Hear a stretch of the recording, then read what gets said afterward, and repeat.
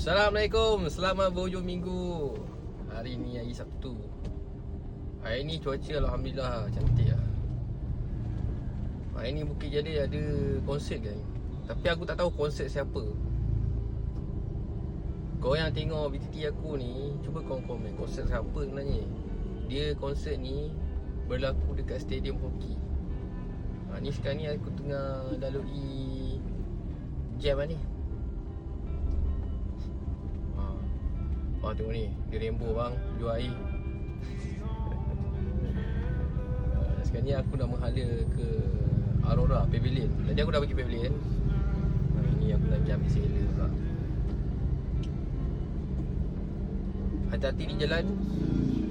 Ini memang jam. Sungai Besi jam. Ni Bukit Jalil ni jam ke? Mana-mana jam.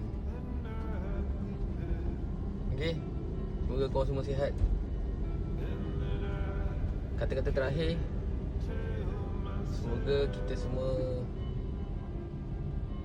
diberikan rahmat dan kita sentiasa bersyukur dengan apa yang kita ada sekarang. Tak semua orang ada macam apa yang kita ada sekarang. Tak semua orang rasa macam apa yang kita rasa sekarang. Okay, Assalamualaikum. Ciao. Tamatlah zaman persekolahan, kau masih dihantui memori waktu kecil, waktu yang gemilang, dan ku tak mau pergi.